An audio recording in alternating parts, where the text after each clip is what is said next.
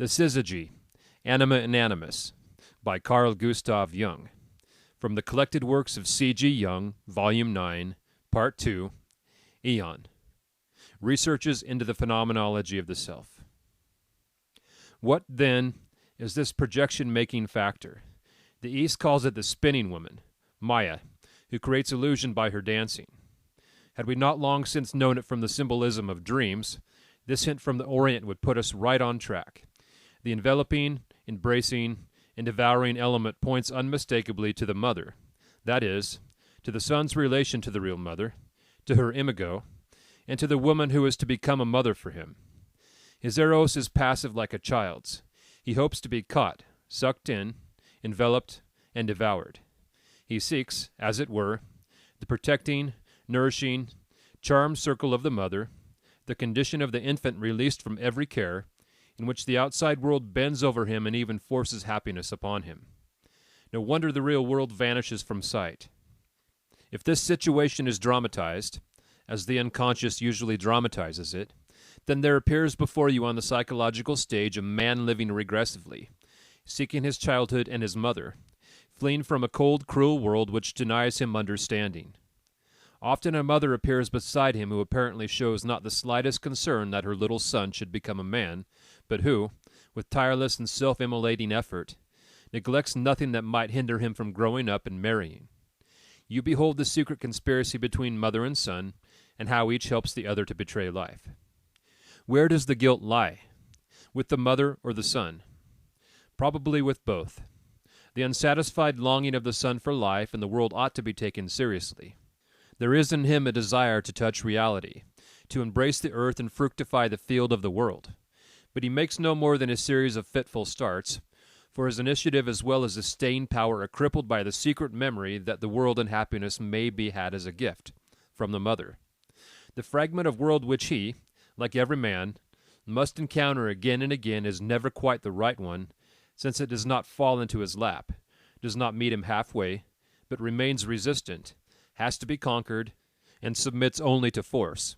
It makes demands on the masculinity of a man, on his ardor, above all on his courage and resolution when it comes to throwing his whole being into the scales.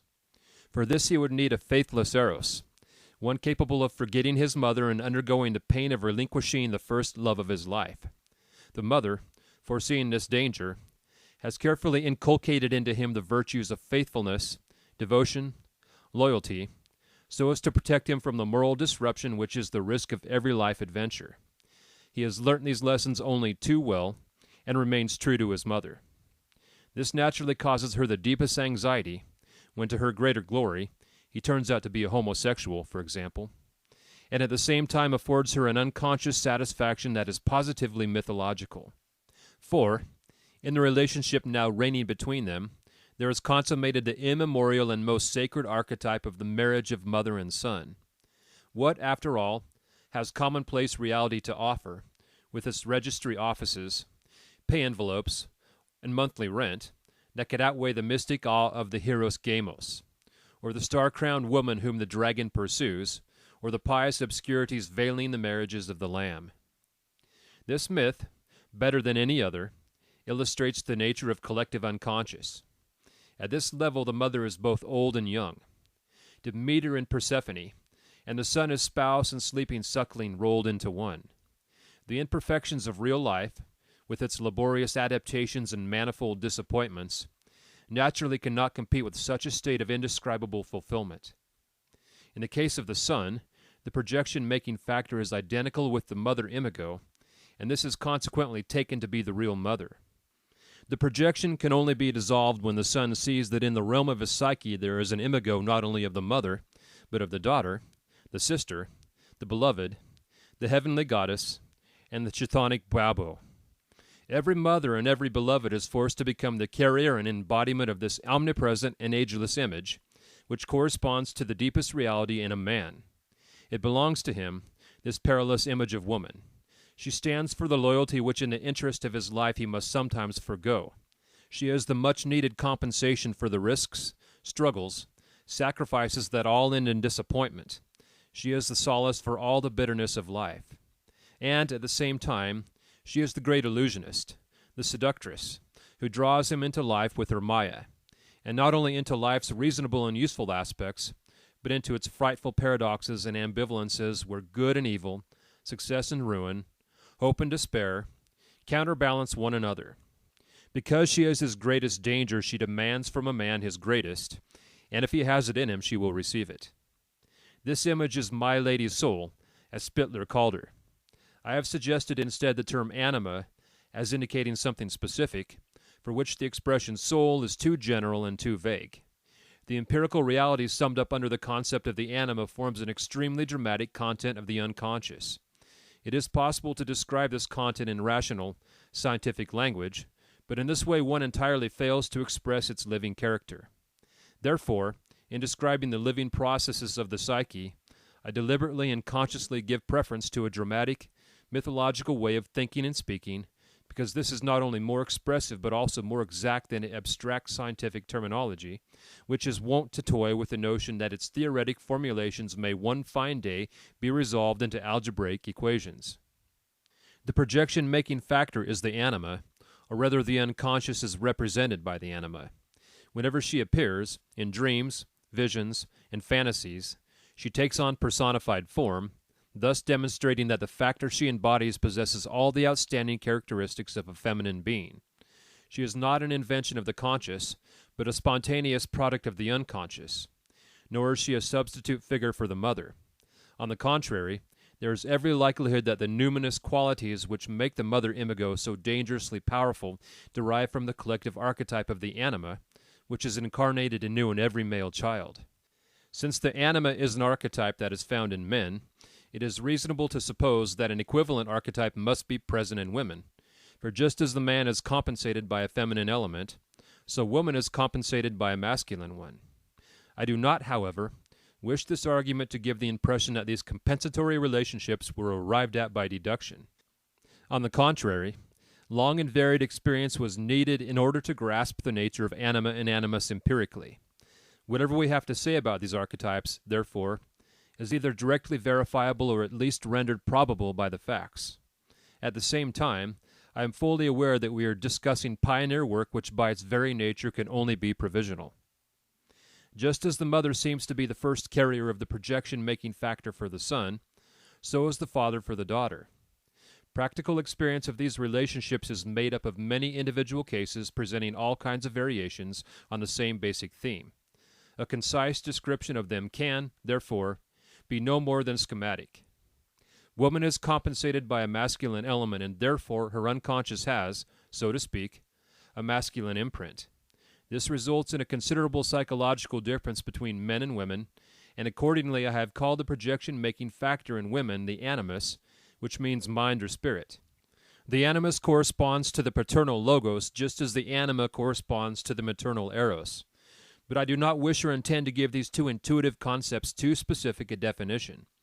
I use eros and logos merely as conceptual aids to describe the fact that women's consciousness is characterized more by the connective quality of eros than by the discrimination and cognition associated with logos. In men, eros, the function of relationship, is usually less developed than logos. In women, on the other hand, eros is an expression of their true nature, while their logos is often only a regrettable accident. It gives rise to misunderstandings and annoying interpretations in the family circle and among friends.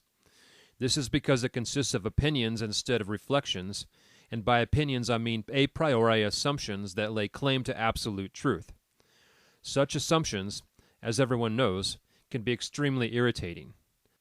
As the animus is partial to argument, he can best be seen at work in disputes where both parties know they are right. Men can argue in a very womanish way, too, when they are anima-possessed and have thus been transformed into the animus of their own anima. With them the question becomes one of personal vanity and touchiness, as if they were females. With women it is a question of power, whether of truth or justice or some other ism, for the dressmaker and hairdresser have already taken care of their vanity. The father, i.e., the sum of conventional opinions, always plays a great role in female argumentation.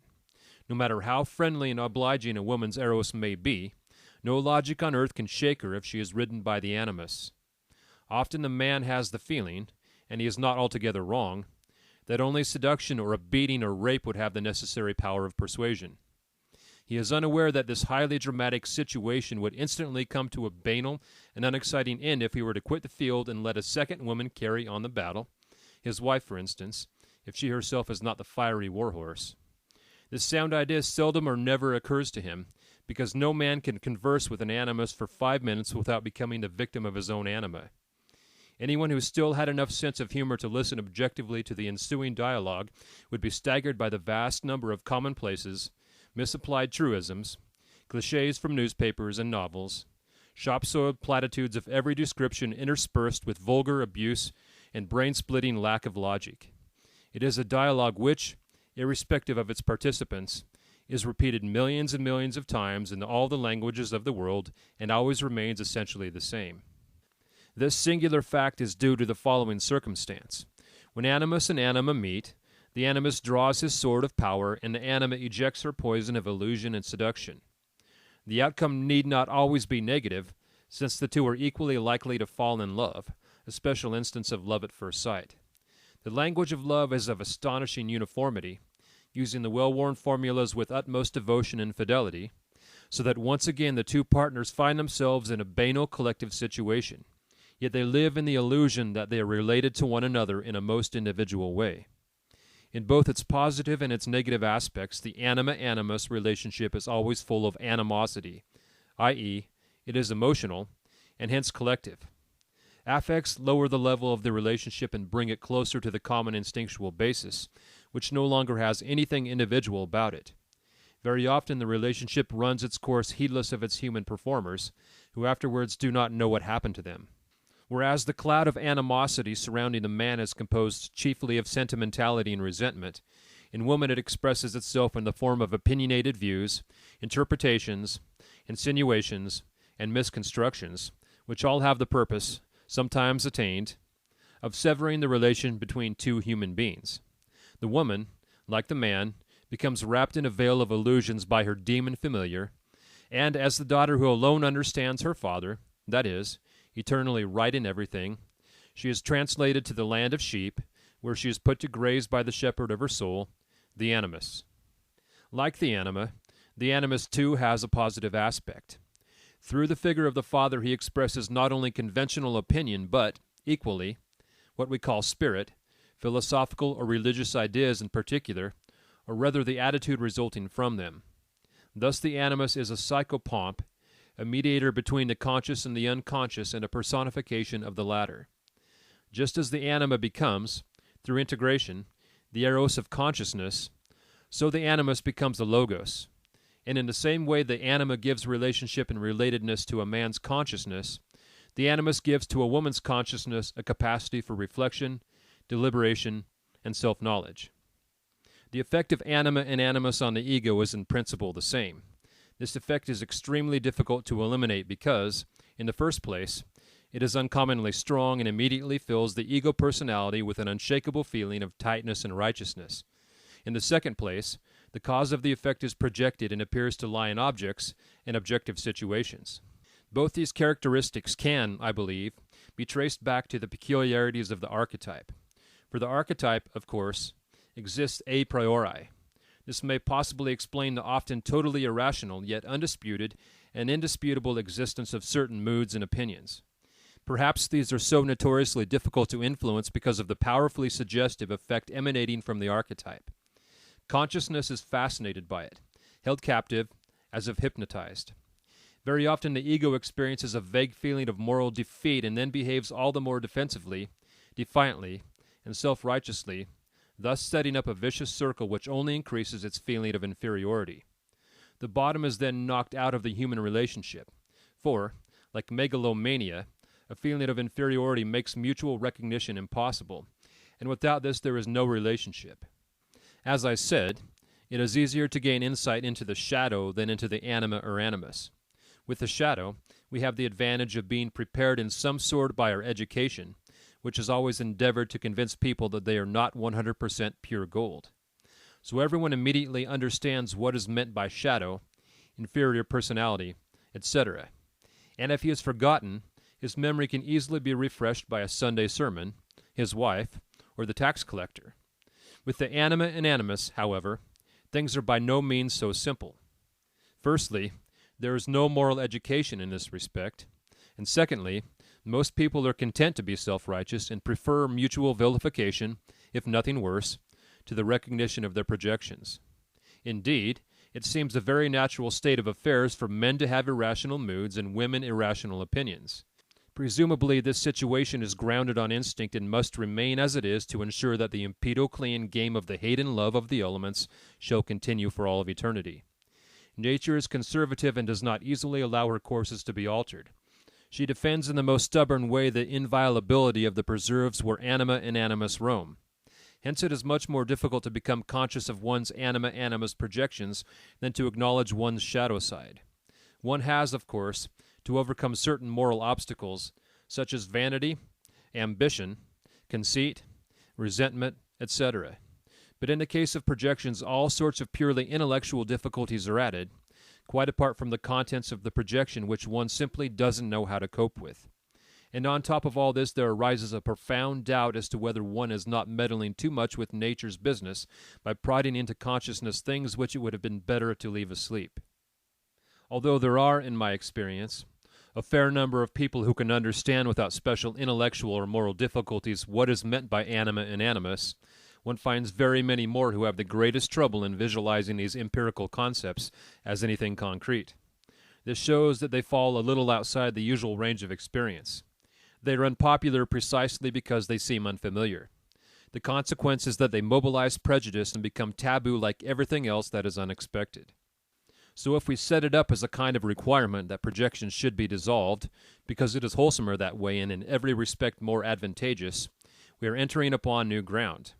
Up till now, everybody has been convinced that the idea of my father, my mother, etc., is nothing but a faithful reflection of the real parent, corresponding in every detail to the original, so that when someone says, my father, he means no more and no less than what his father is in reality. This is actually what he supposes he does mean, but a supposition of identity by no means brings that identity about. This is where the fallacy of the enkekalaminos, the veiled one, comes in. If one includes in the psychological equation X's picture of his father, which he takes for the real father, the equation will not work out because the unknown quantity he has introduced does not tally with reality.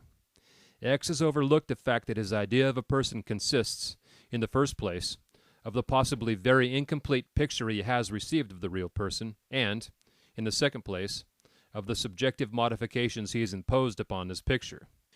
X's idea of his father is a complex quantity for which the real father is only in part responsible, an indefinitely larger share falling to the son. So true is this that every time he criticizes or praises his father, he is unconsciously hitting back at himself, thereby bringing about those psychic consequences that overtake people who habitually disparage or overpraise themselves. If, however, X carefully compares his reactions with reality, he stands a chance of noticing that he has miscalculated somewhere by not realizing long ago from his father's behavior that the picture he has of him is a false one. But as a rule, X is convinced that he is right, and if anybody is wrong, it must be the other fellow.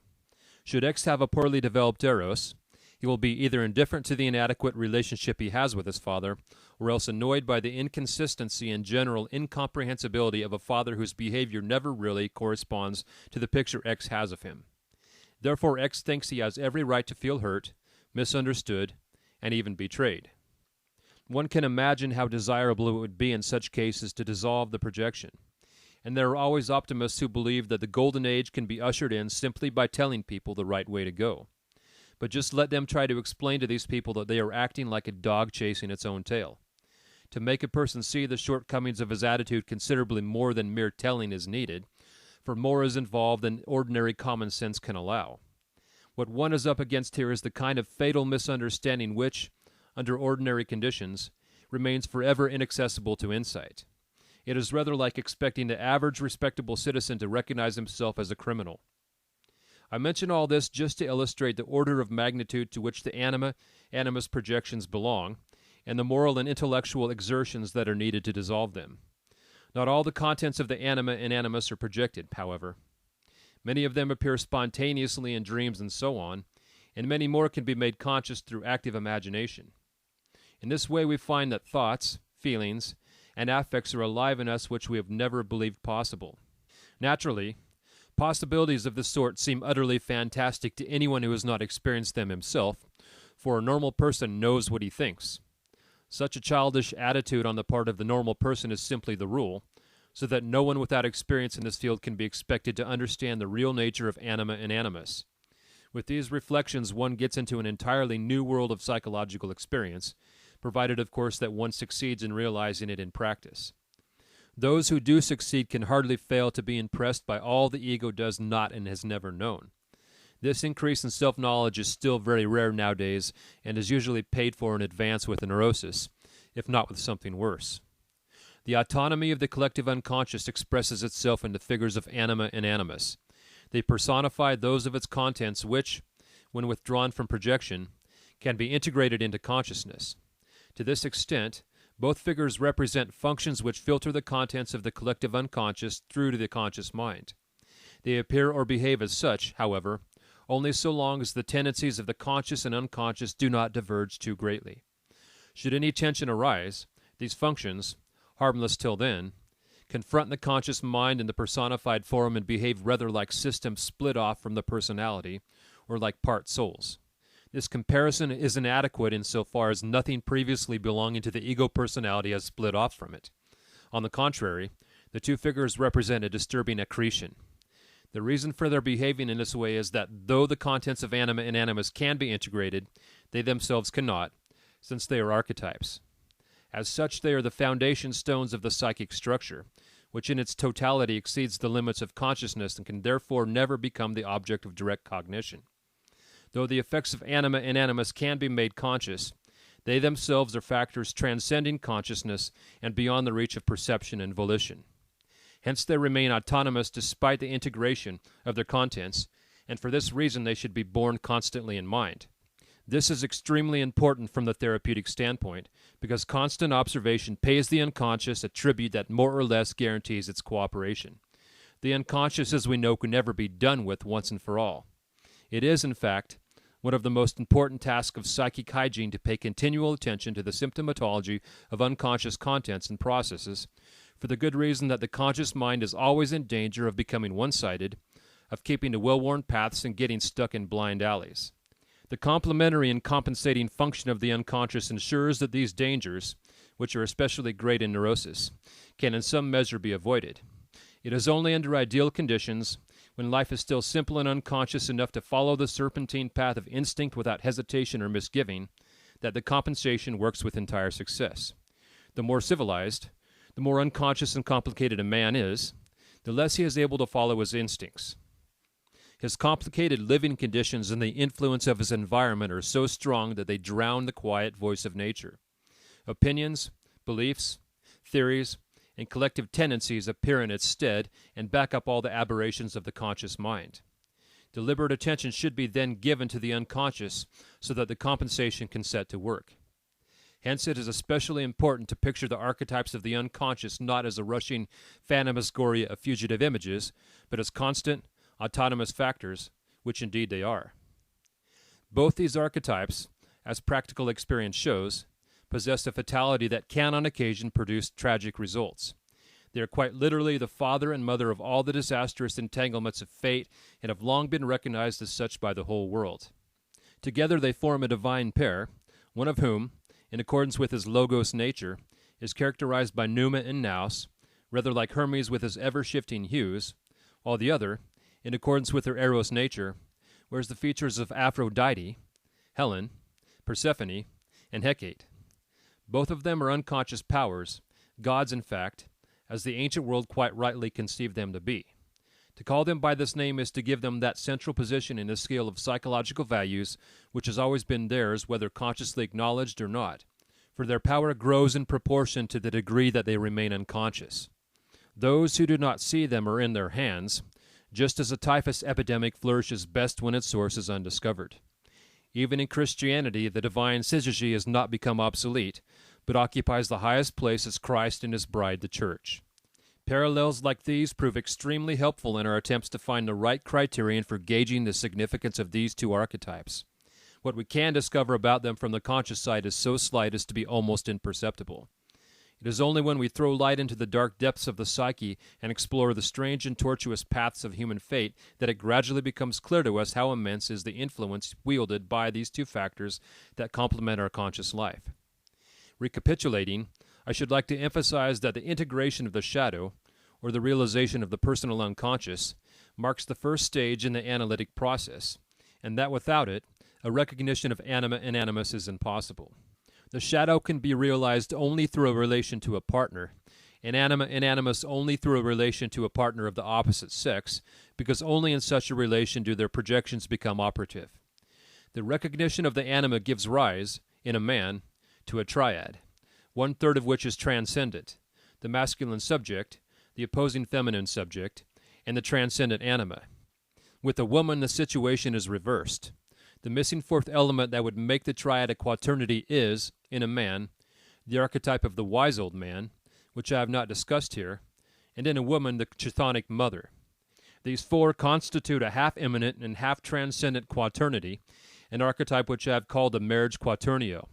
The marriage quaternio provides a schema not only for the self, but also for the structure of primitive society, with its cross-cousin marriage, marriage classes, and division of settlements into quarters. The self, on the other hand, is a God image, or at least cannot be distinguished from one. Of this the early Christian spirit was not ignorant, otherwise Clement of Alexandria could have never said that he who knows himself knows God. And that ends the Syzygy, Anima and Animus by Carl Gustav Jung. Thank you for listening.